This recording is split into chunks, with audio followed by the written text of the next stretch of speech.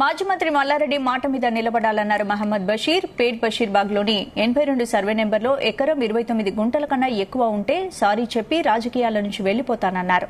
Revenue అధికారులు నిర్వహించిన సర్వేలో 82 సర్వే నెంబర్లో మల్లారెడ్డికి చెందిన ఎకరం 29 గుంటలతో పాటు తమకు చెందిన 33 గుంటలు కూడా ఉందన్నారు.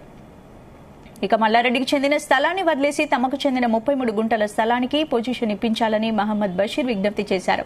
2016లో మల్లారెడ్డి బీఆర్ఎస్ లో చేరిన తర్వాత మా పార్టీషన్ తీసివేసి కేసు పెట్టారని ఆరోపించారు.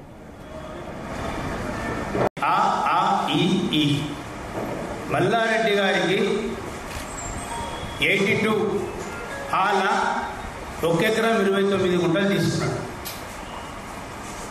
మరి 82/1/ఈల మాకు 1 ఎకరం 6 గుంటలు వచ్చింది.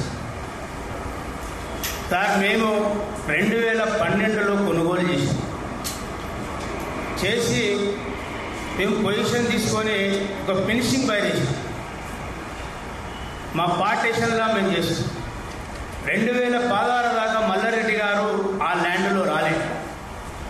ఎందుకంటే ఆయనే క్లియర్గా క్లారిటీగా చెప్పడం జరిగింది అనాలి. మేము మల్లారెడ్డి గారి మీద ఒకసారి డిస్టర్బ్ చేస్తే మేము చెప్పినాం, మీ పేపర్ మా పేపర్ కూర్చుందామన్నాడు. వాళ్ళు ఇంటికి వెళ్ళని చెప్పినాం. వచ్చాం. నువ్వేమనుకున్నావు మల్లారెడ్డి అంటే పూల మీద పాల మీద కాలేజీలు పెట్టినాం. మరి సార్ కాలేజీలు పెట్టారు, పూల మీరు నిజమే పాల మీరు, కానీ భూములు కూడా కబ్జా చేయమన్నారు సార్ మిమ్మల్ని. నేను ఎందుకు చేసిన కబ్జా? మరి ఏది కబ్జా? ఇప్పటి మీద నీ పేరు పాల మీద మల్లారెడ్డి, పూల మీద మల్లారెడ్డి అని ఉన్నది, కాలేజీలో మల్లారెడ్డి అని ఉన్నది, భూ కబ్జాల మల్లారెడ్డి అనే పేరు కూడా నీ మీద ఉన్నది. నేను చెప్పుడు కాదు, యావత్ తెలంగాణ లోపల అందరికీ తెలుసు.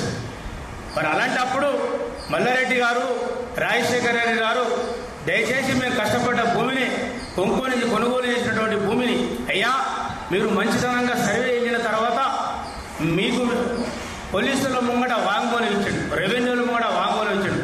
సెంటు భూమి వెళ్ళినా కూడా యాజ్ ఈజ్గా మీకు హ్యాండ్ ఓవర్ చేసి మీకు సారీ చెప్పి మీకు దండం చెప్పి నేను నా పదవికి రాజీనామా